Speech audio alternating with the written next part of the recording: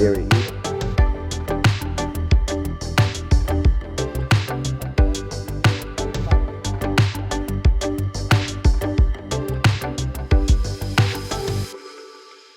With our processes here, we have session plans, and each session plan has an objective. And the session plan for the day might cover every 2-hour blocks through the day. And that's how much detail TAFE go into a session plan. But their work mightn't have to have as much detail, but it should be clearly laid out what you are going to achieve the first half day, the second part of the day, the plan of the process. It's just a process, but you've documented it. What you do, you're documenting. That's what you're really doing. You've got to look at the task breakdown, and then you've got to plan your training around that task breakdown. So you've got to do little training sessions on each part of that breakdown. The top quadrant is what causes the kickback. And as the chain goes around the top quadrant of the bar, the raker or the depth gauge is a blunt piece of steel sticking out. With our courses, we do our classroom theory, which covers off on all that. And then in the afternoon, we do our maintenance. So we haven't even started the chainsaw yet, and we've got the first day through. But the maintenance is going to cover the general maintenance of cleaning air cleaners, sharpening chains. We show them how to dress a bar. We show them what causes the chain to run off, all those sorts of things. When you're breaking down your objectives, what you've got to do is go over it, show them how to do it the way it was in the theory, and they do the task. And then you do the sharpening. We might get them to pull that saw apart and put it back together 3, 4, 5 times in that afternoon, because it's a fiddly process. There's a process to do it, but we've got to get them to the stage where they're competent at it. And just pulling a bar off, turn the bar over and putting the chain back on and doing up the 2 nuts, it sounds pretty easy, but you watch someone do it for the first time and they've taken ages, you know. So you've got to show them the easy way, you've got to show them the tricks, but then you've got to get them to just keep doing it. And sometimes it can get a bit monotonous, but you tell them you're not good enough yet, you've got to keep doing it till you're this level. I want you to be able to do it. If the boss was looking at you and you were mucking around, fiddling around for half an hour putting a bar on, he ain't going to be happy. So, and I know what his expectation is. So my job is to get you to that expectation. And how many times it takes, if it gets repetitious, it gets repetitious. But that's what you have to do. And then say we get into the chainsaw sharpening side of it, and we show them the angle, show them everything. And you look at them and you think, yeah. You know, because sharpening a saw is a skill in itself, and it takes 2 or 3 days to understand the dynamics and the chrome, what cuts.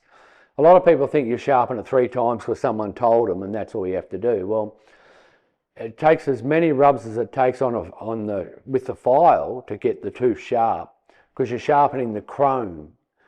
And once you break down the tooth and all the dynamics of the tooth, and the chrome is what cuts the wood, and when you see it, it might be 50% of what it should be, because it's their first time. So, but you build on that.